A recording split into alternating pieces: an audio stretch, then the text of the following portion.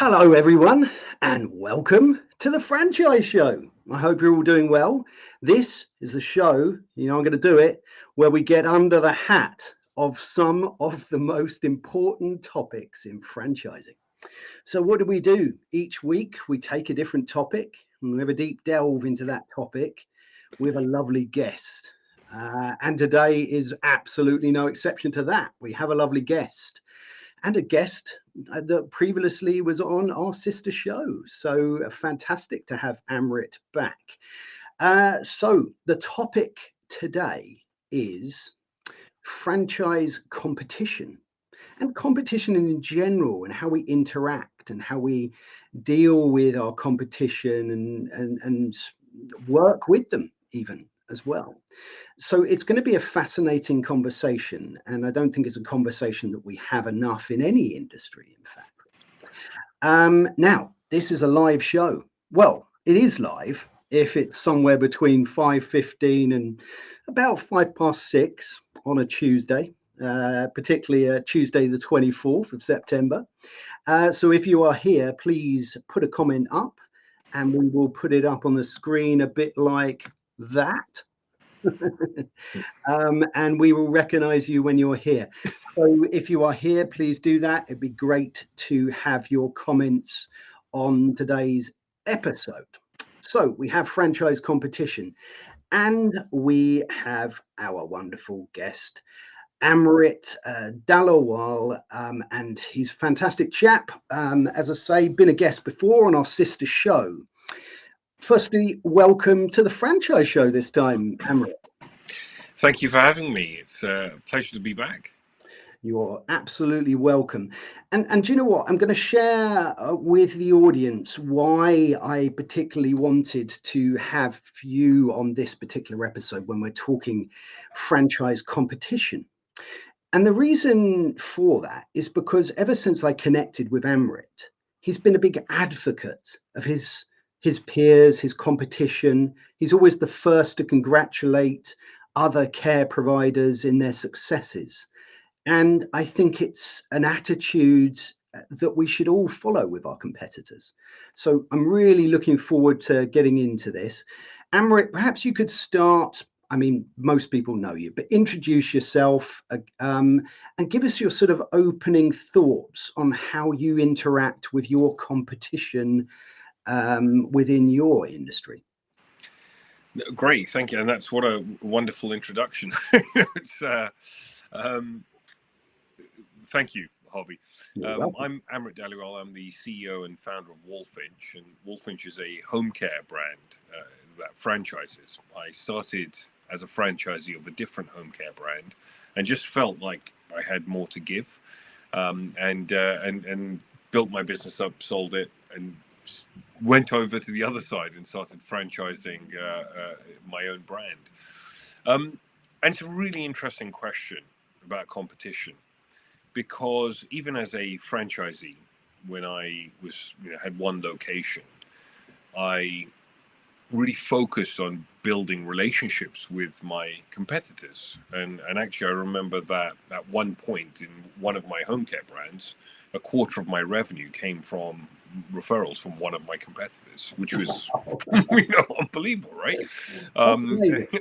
And so I literally think it pays dividends to be friends with competitors, and often you can just pick up the phone and just ask a question that you might spend months and years or pay very expensive consultants to give you the answer to.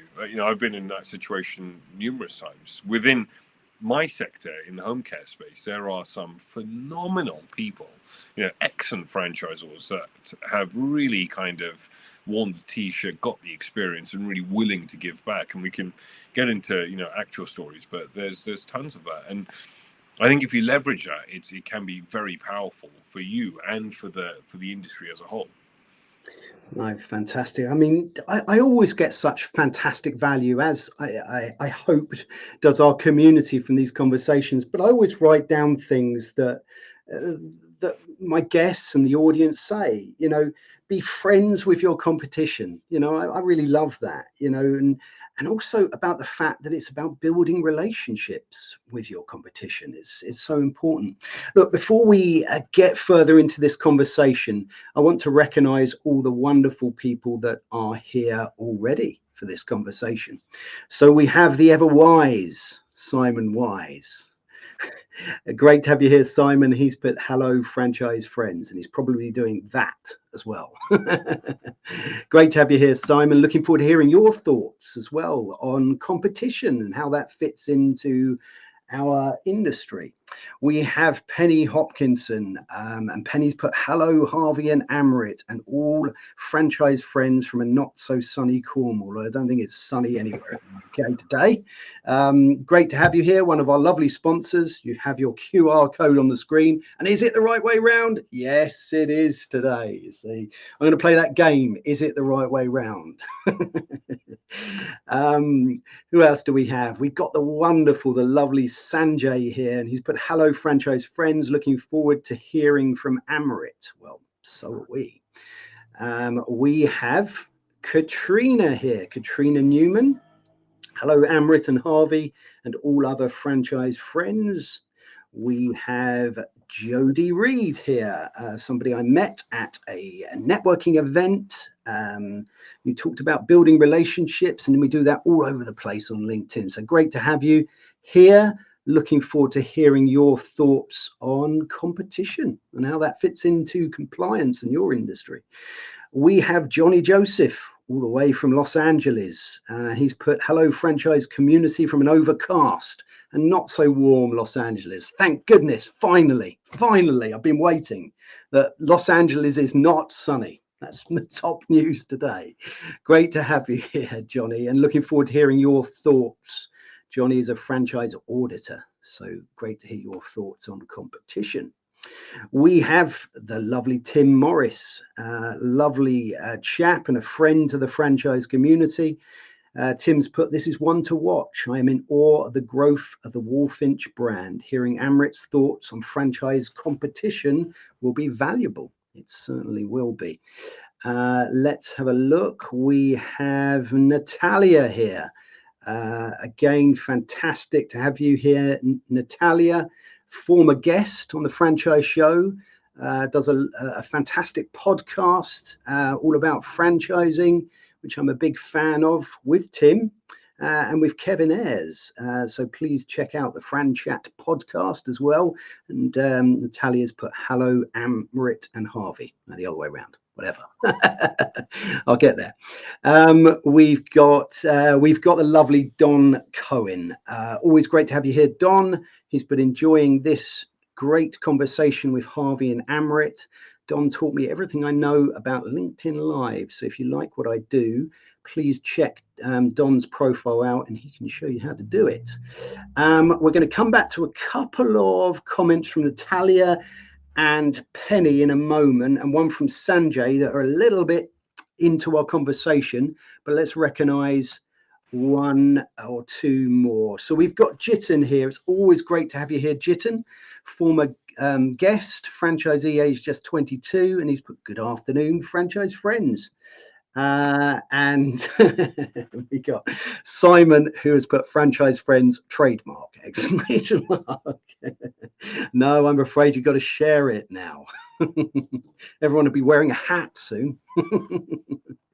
Well, look, it's fantastic to have you all here. And Amrit, if it's all right with you, can we select a question? See what you make of it. Yes, please. Go ahead. Let's get into it. Let's see what Natalia has to say. Natalia's put, completely agree with Amrit, and surely that way we can elevate the entire sector and ensure that the service to the end user is always better. Yeah, absolutely. When we work together for the better good, particularly in your industry, that's certainly the case. What do you make of this one from Natalia, Amrit? I think fundamentally that is it. If I think about what I was able to do in one location, and then think about the global impact of that, it's huge. because if you are working collaboratively with other home care franchisors and providers, we're talking about franchising here, but within the home care sector, of course, we've got both ends of that market. You've got independent businesses or corporate businesses, and you've got the franchise businesses. So if we just talk about the franchising space for a second,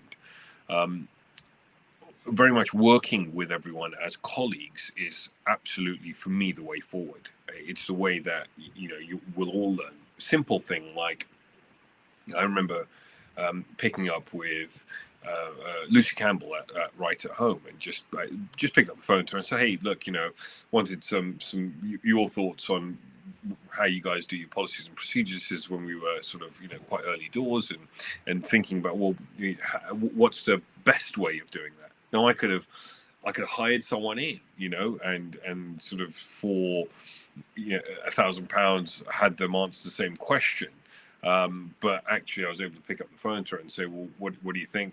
How are you guys doing it, and what's worked for you? And 10 minutes later, you've got a response that you think, great, I've got something to work with here.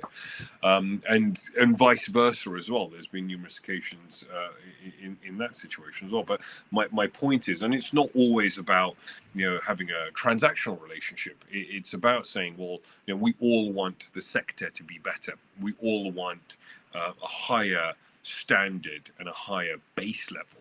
And the only way we do that is by sharing best practice. And, okay, great, we're not going to get into IP and whatever, but at the end of the day, we're all providing care, franchising, and so on. So there's a certain amount of information that everyone is aware of. And, you can't copy culture. And so that's one thing. But what you can sort of work together on is to say, well, here are collaborative things that everyone is doing.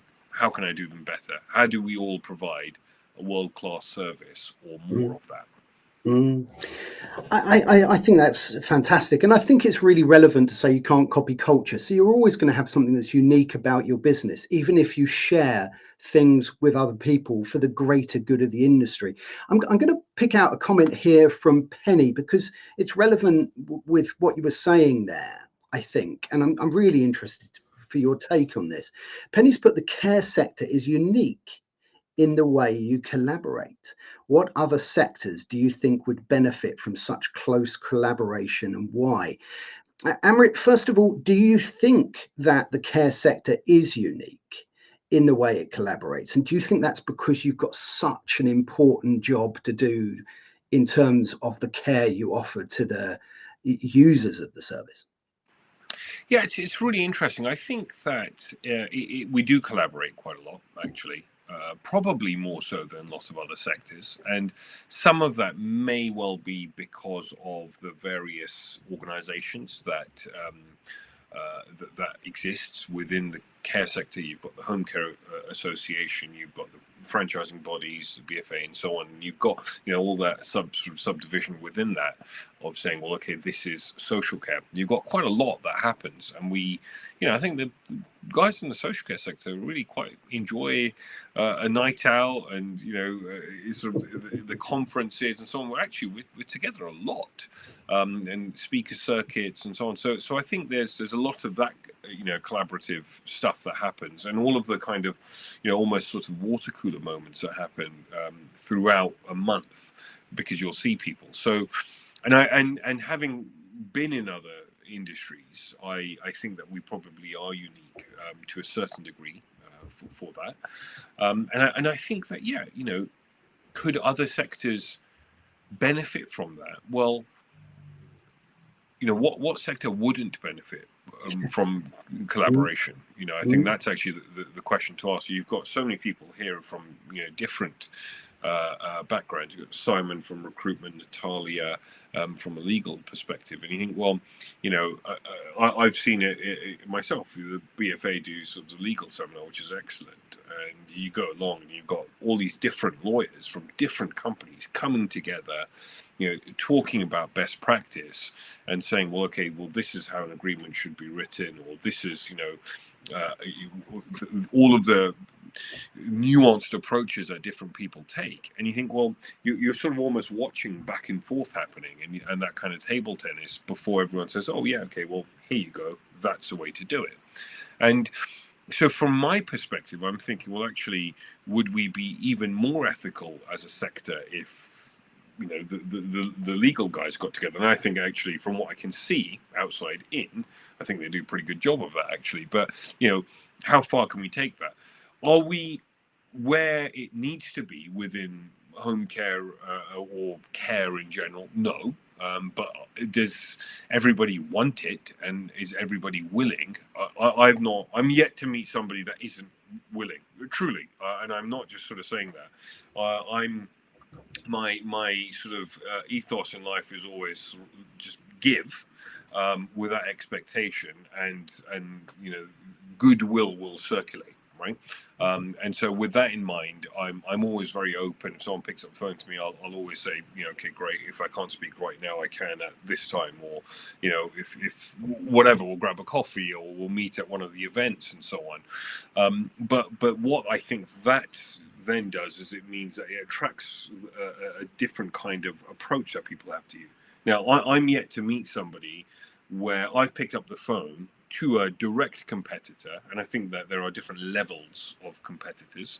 You know, guys that are, you know, tremendously big, have been around for years and years, and so they absolutely have nothing to be threatened about, and just kind of calling it out. And then you've got people that are at the same stage as you, who, yeah, absolutely, there's a bit more of that fear, because you might be, you know, talking to some of the same franchise prospects, but actually, I find even at that stage, you know, I'll pick up with, you know, guys at Radfield, you know, visiting Angels and so on, and we'll have a conversation and say, oh, you know, how's lead flow been with you? Or, you know, Christina at Garden Angels, I'll often speak to her, and, you know, and we'll you know, speak about things that are working, not working, and yeah, great, no one's going to give away their trade secrets, but actually they're sensible enough and kind enough to have a conversation and say, well, this works, that doesn't, you know, and I wouldn't waste money on that, you know, and it's really lovely, actually, because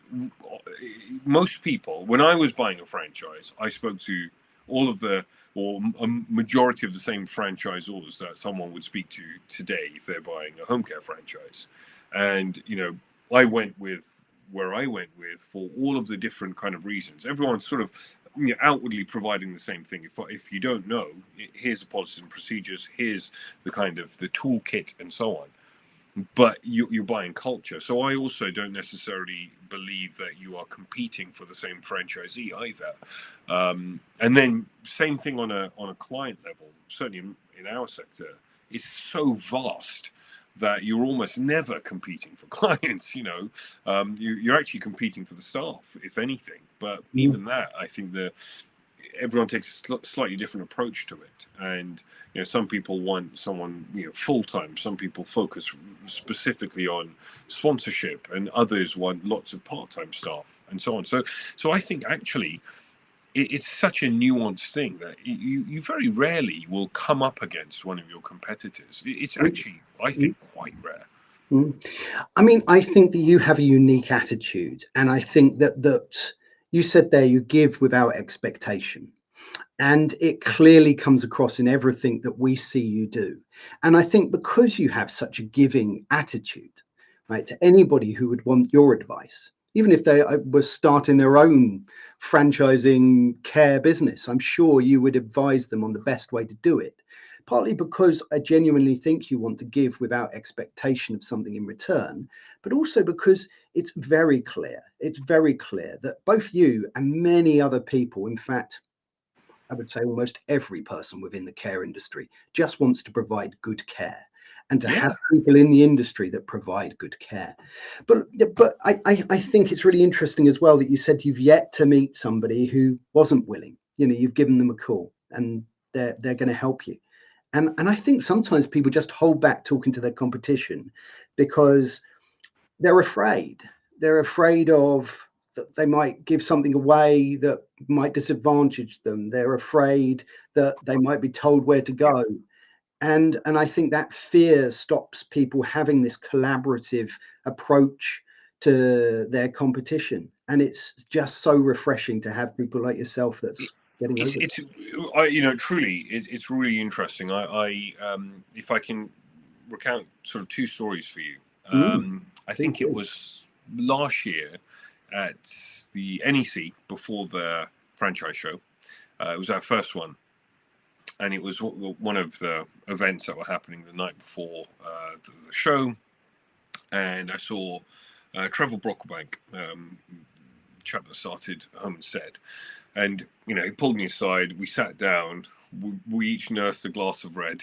and he must have spent, 50 minutes with me and just said, this is what I did. This is what worked. This is where I'd spend your focus, And it was an MBA in franchising in 50 minutes. That was it. If I didn't know anything else, but I spent 50 minutes with him, that was just tremendous.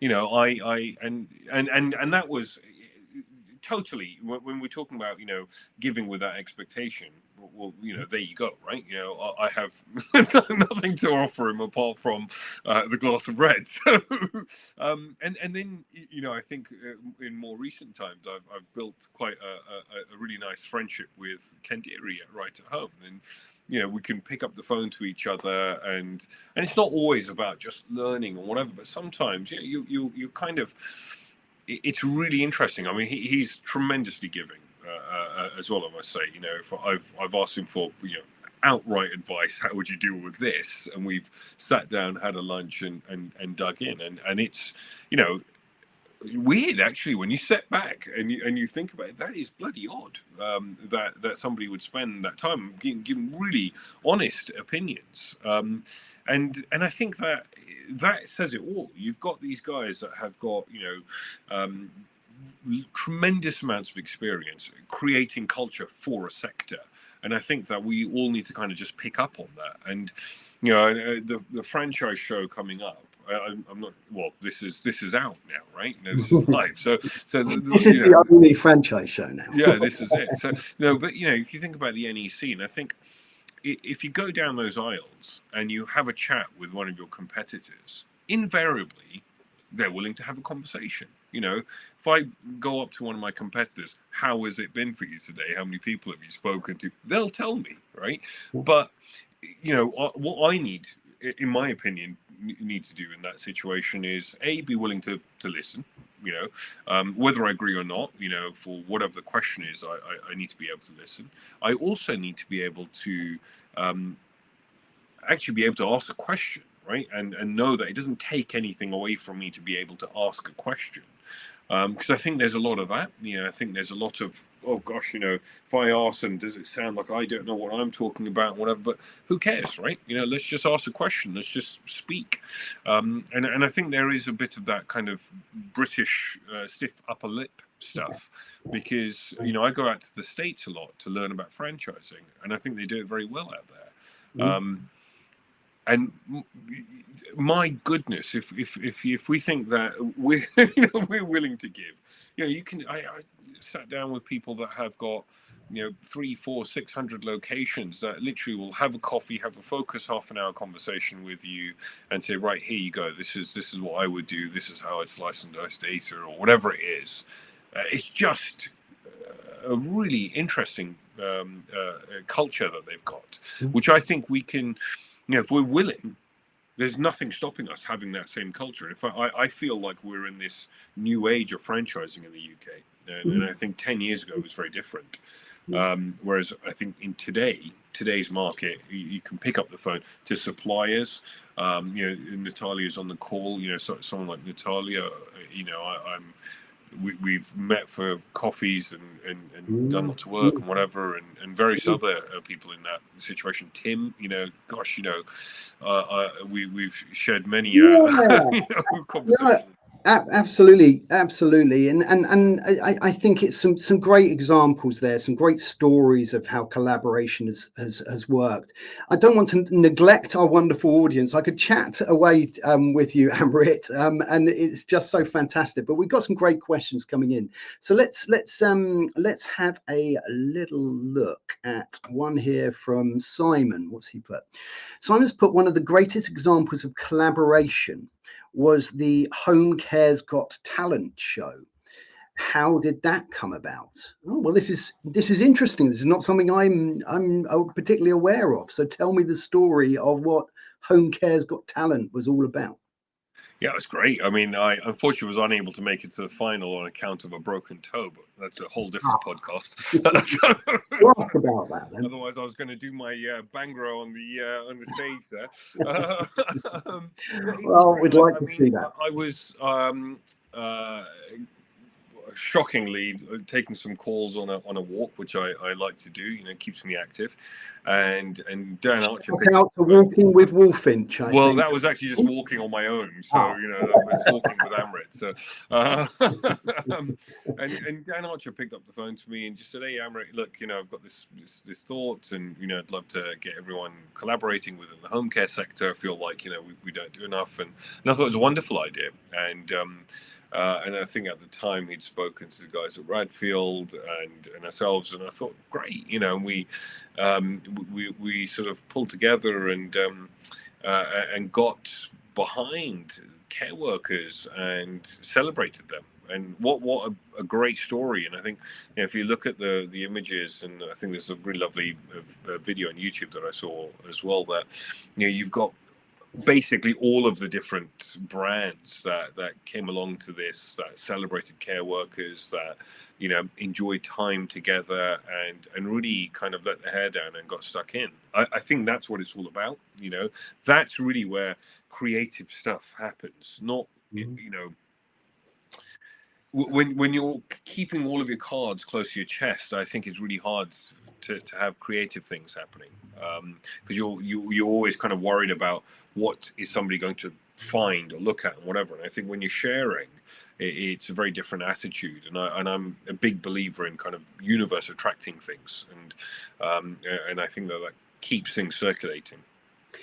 Yeah, absolutely. I think you're right. You know, people do keep their cards close to their chest, and I do think it's because you're in an industry where working together, it's so important what you do. You know, if you take, I don't know, the quick service restaurant industry, where you're providing service and you know, maybe meals or coffee. I don't know where that one came from in my mind, but you know, if you're serving someone coffee, yes, of course, it's great if an industry is serving good coffee and looking after its customers well. But I don't know if that's that same desire as there is within the care industry, because the service you offer is so vital and it's so at the core and at the heart of every business owner within that. But it's absolutely a lesson. So anybody from Costa, Starbucks, Esquires, Black Sheep, reach out to me. Let's have a chat.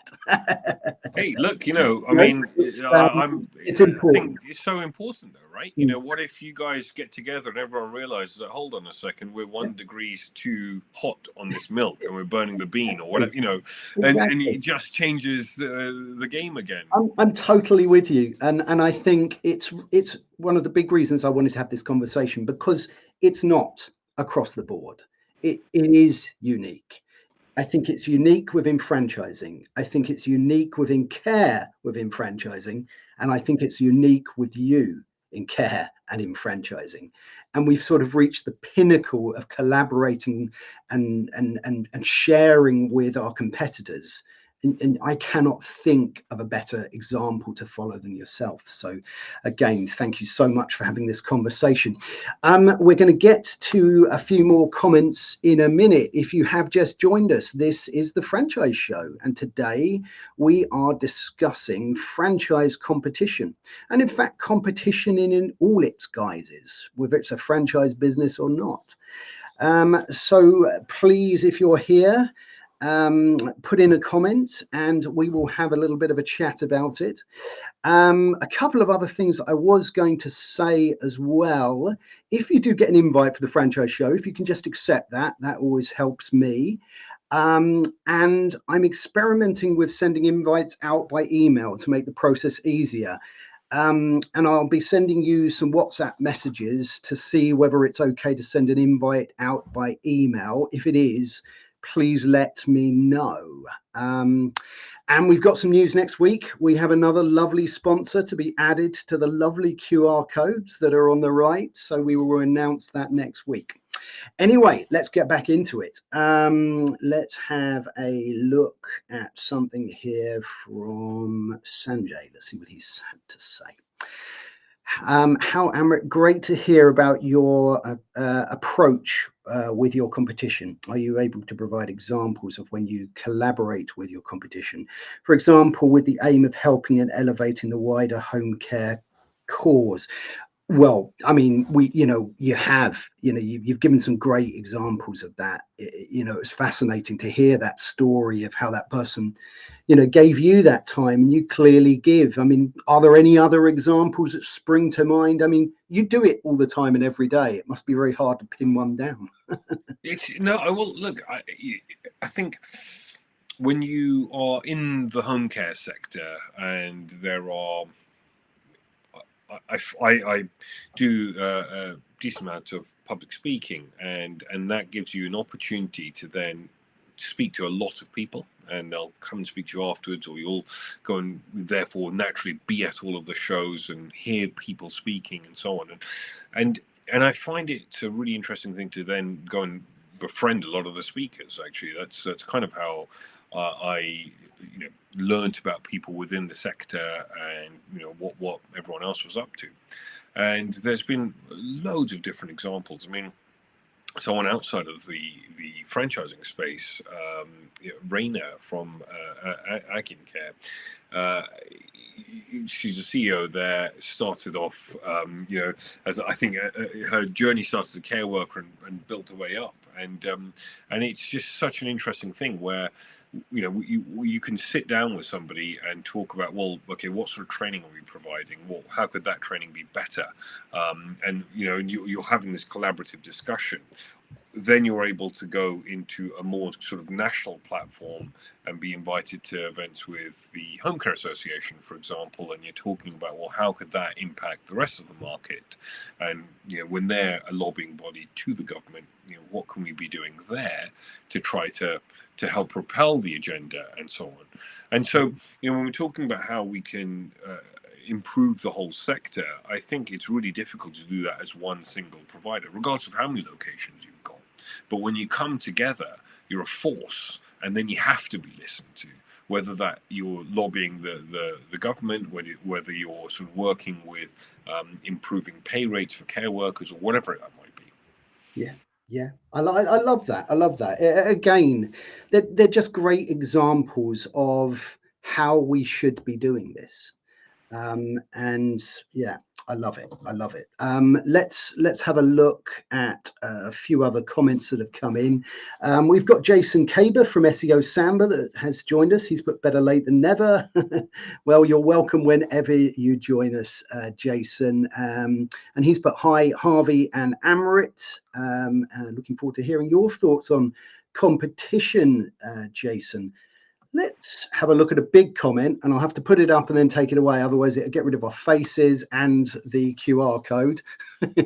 But it's a comment here from Tim.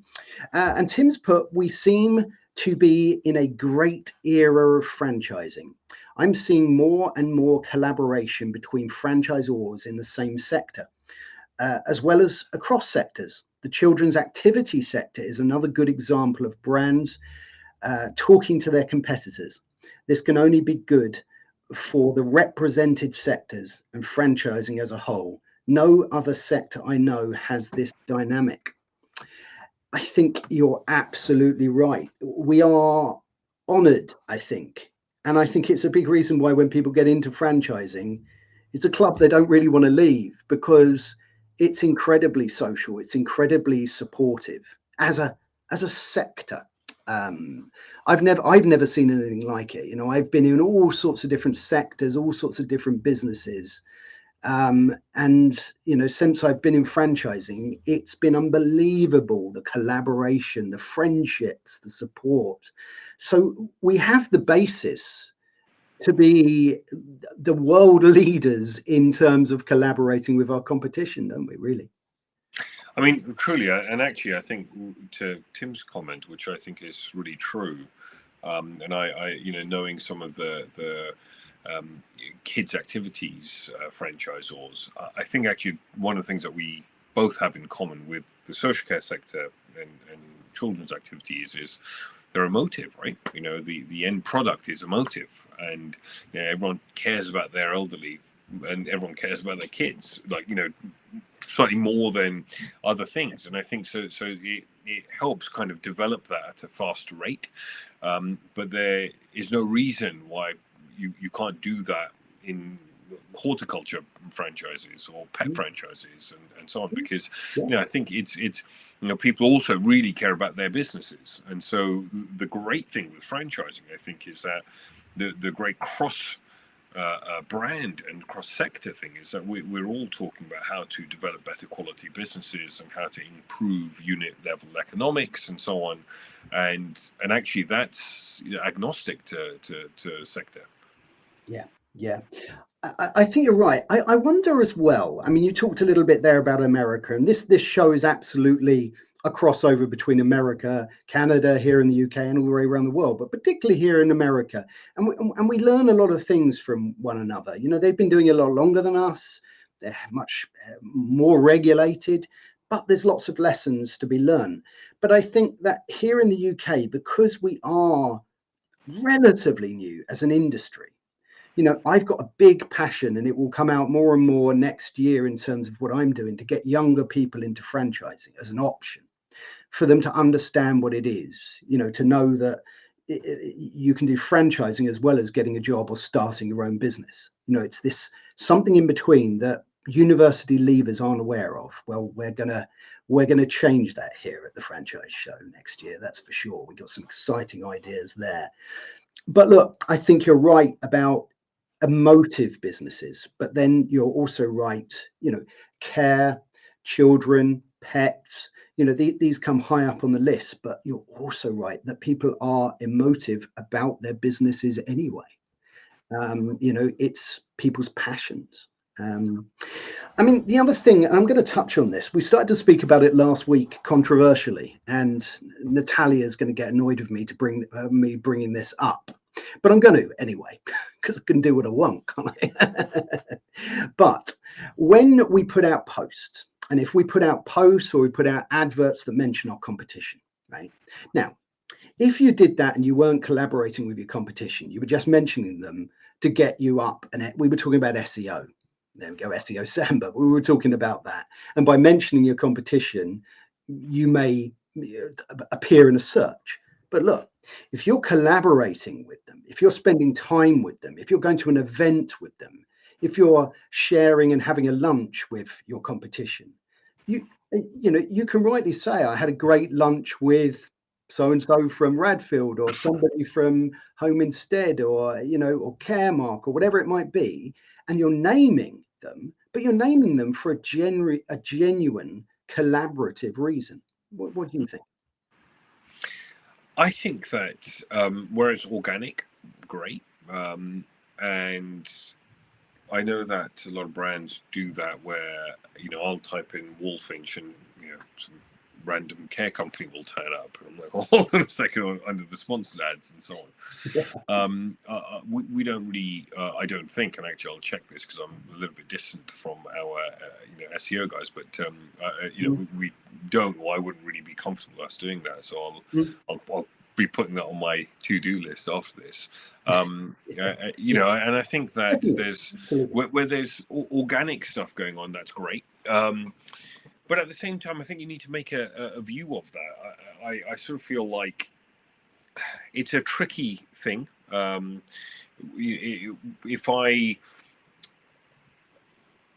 If we started doing that with one of our competitors, I feel that's slightly unauthentic. I mean, and I think it depends on who that is. You know, if it's someone that you have no relationship with. Exactly. It's got to be, you said the word. It's got to be organic. It's got to be real. It's got to be real. If you did have lunch and a great conversation with one of your competitors, there's no harm in talking about that and talking about that on, let's say, LinkedIn or a platform. And that is what you mean by organic, and how you might happen then to come up together in some sort of search engine search. And also, look, Harvey, you know, there might be an article in that to say, you know, great, you spent time here, and this is the collaboration, and et cetera, and I want to use that name. Fine. And still organic, you know, bordering a bit grey, but whatever, you know. Basically, my view is I like to be able to walk into a room and hold my head up high. And if I'm sort of using the franchise show and putting that out as the franchise show on sponsored ads, and every time you type in the franchise show, Walking with Walfinch podcast comes up. You know, I feel like, you know, I wouldn't be able to look you straight in the eyes, you know, and that's, you know, so for me, I don't like that. You know, I'd much rather, you know, put an article out and say it was great being on the franchise show, and you know, promote you or whatever it is. You know, I think so. I think it's a nuanced response. And actually, in today's world, I think it's probably something that one needs to think about, which we probably don't. It's not really something I've thought about, actually, if I'm really honest. Previously, it's just something that I wouldn't authorize to do, and if it's something I'd probably go off and check, actually. Yeah, and I think that was why I wanted to bring it up. You know, as I say, provided it's genuine. You know, you and I have been having a fantastic conversation today, and you do a fantastic. I love your podcast, and I'm going to promote it. Walking with Walfinch, and it's brilliant, and you should watch it. And yeah, you know, people will see the fact that we're having a discussion. They will check out what you do, check out what I do, and then we will be mentioned together if something was searched, but for good reason, because we know each other, because we've had a genuine conversation about it. And look, also just to say out loud, I mean, I don't take it personally when if someone feels like that's you know, what they've been advised to do and whatever, and that's what they want to do, great. You know, I hold no judgment. We're all trying to run businesses, right? And that's okay. It's just I think that let's remove the judgment from the room. It's just something that I feel being organic is just a better approach overall. You know, sometimes you're in a great mood and you spend 30 minutes on a conversation. Sometimes you feel a bit knocked off and you're getting someone off the phone in 6, and that's okay, right? Absolutely. It's got to be organic. It's got to be real. And also, as Natalia pointed out, you're getting into some potentially hot water if it isn't anyway. So look, you know, stay genuine, stay real, use this conversation as the basis to try and start a conversation with a competitor. And, you know, and be open, you know, listen to what Amrit said at the beginning, to give without expectation of anything in return. It's a great way of going about your life in general anyway. And generally, you get back in dividends because people see what you're doing and want to support you. And that's by no accident. So, yeah, I love that. Let's have a look. We've got a few more comments coming in. Gosh, this has been such a great conversation. I always love having you on, Amrit, but we are getting towards the end. Let's have a little look. We've got a comment here from Jitin. Let's bring that one up, see what Jitin's got to say towards the end. Jitin's put, hi Amrit, have you collaborated with competitors on territories and locations before?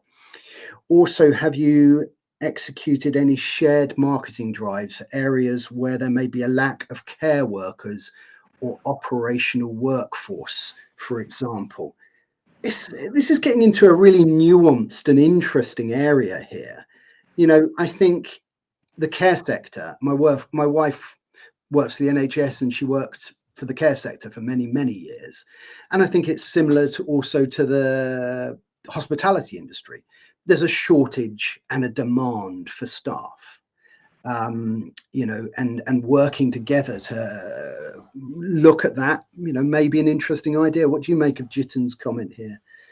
Yeah, I think it's a great question. First of all, Jitin, I've absolutely done that on a local level, where you're looking at one location and you're saying, right, okay, so for example, when I was a franchisee, I was in Oxfordshire, and that's damn hard to operate in. You know, with you've got quite affluent people there, and finding care workers can be tremendously difficult. But you know, we've worked with other brands, franchise brands, and done sort of small campaigns and so on, put on events, and actually what that means is you're almost creating a small kind of care show in an area. So I think it works tremendously well. The problem with stuff like that is that they sort of, you know, lack the longevity, and they tend to sort of fizzle out, unless somebody's really driving that. And we from a kind of more private level, I haven't done anything with that on a national level as a franchisor, but I absolutely would. And in fact, there's often conversations I get battered about like that between franchisors. You know, that like, well, I think the Home Care's Got Talent, for example, was frankly one of those, promoting the sector and doing all of that. So I'm really interested in doing more of that, and I think a lot of other franchisors in our space certainly are as well. So, and there's a lot of things there. There's the care part of it and how to provide care and best practice as care workers, and you know, what can we do for those guys, and how do we sort of generate more of that. So I think there's loads of it. Mm. Yeah, absolutely. Great question, Jason. You know, really like that.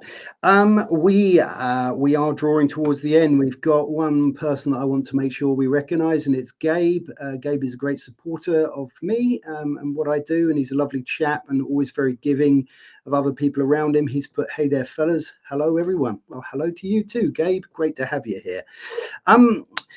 So Amrit, as we draw to a conclusion, perhaps you could give us your final thoughts on competition and what we should continue doing as a sector to work better with our competitors and following your example. What's our next steps? For me, I think really let's change the language. Actually, first of all, let's, you know, rather than competition, let's talk about colleagues, because you know, whether that is on a local level or a national level, you know, we're working together, we're learning from each other. You know, there'll be something that we'll be doing as new kids on the block that, you know, the guys that have been around for 20 years won't be, and vice versa. So I think we can all keep learning. And the other big thing I would say is, you know, take the opportunity. The next time you are, you know, near one of the competitors, whether you are a franchisee or a franchisor, you know, someone that you don't normally pick up with, or you know, have a meaningful conversation with and keep it surface, ask them something. You know, we've all got something that we're thinking. You know, let's just go and ask it. You know, the franchise show, we're at stand F110 on the NEC next week, you know, is a great place for that. Just picking up with people in your sector, maybe people that are not in your sector, and just, you know, asking about franchising and ethical franchising and what more can you be doing, and all that. And I think just ask the question and see what happens. No, fantastic. I love that summary. And Amrit, it has been a fantastic conversation. Thank you again for taking your time and rushing back from your busy family life and dropping children off and all that sort of thing. It's much appreciated, both by me and the wonderful people here. Before I get into letting people know what's going on next week and what's going on with franchising brand stories, perhaps you could let people know the best way to get in touch with you and with Walfinch. Let us know again what stand you're at the exhibition, because people can come and see you there as well. Yeah, no, absolutely. So we are at stand F110 at the NEC, so that's just near the cafe. The best way to get hold of me is probably LinkedIn or Instagram. I'm Amrit Walfinch on Instagram and Amrit Dhaliwal QFP on LinkedIn. So I'm relatively active on both, and would love to speak to people, really. Fantastic. Look what I did. Isn't that clever? That's very clever. It's good, isn't it? Good stuff. Look, that's fantastic. Thank you again, Amrit. And I would like to thank everybody who has taken their time to, oh, I like that. I'm going to put Simon's comment up at the end. I like that one. Hug your competitor day. We're going to make that an official day. I love that one to finish. So look, I want to thank everyone who's taken their time out to be with us here on the Franchise Show today, as we've discussed franchise competition. It's been a great conversation, and it's been a great conversation for two reasons: because of you, because of everybody watching, and because of Amrit. And it's always an honor for me to be part of these conversations. So there's always a big thank you that comes from me to everyone who supports this show and gets involved. So thank you again. So what have we got coming up this Thursday, 26th of September, my lovely wife's birthday, by the way. Happy birthday to my lovely wife. We have Franchising Brand Stories, and we've got We Love Pets coming on.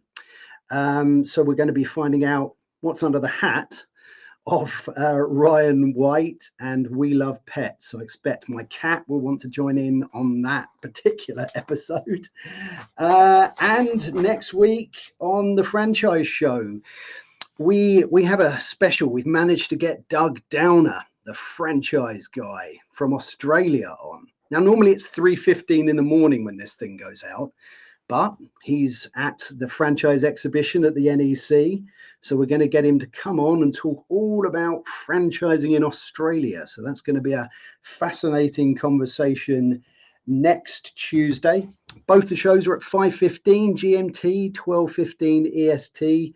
So please join us for those. And you know what? I was going to say goodbye, but I'm going to give one more little snippet of information away. We have a couple of really exciting shows coming up. We've got another episode that's going to be live from the Sky Studios with an incredibly special guest, because one of the guests is going to be my son. So that's going to be a fantastic one. And we've got another episode that's going to be live from a franchising classroom. And it's going to be a different class in America. Education and franchising is my big passion. So I am going to get the message of franchising out to our wonderful young people. And we're going to do all sorts of fun things as the year progresses and into next year to make that a reality. So I look forward to those, of course. So there you go. I'm not going to keep you any longer. Amrit, thank you again. Thank you, everybody. And until next time.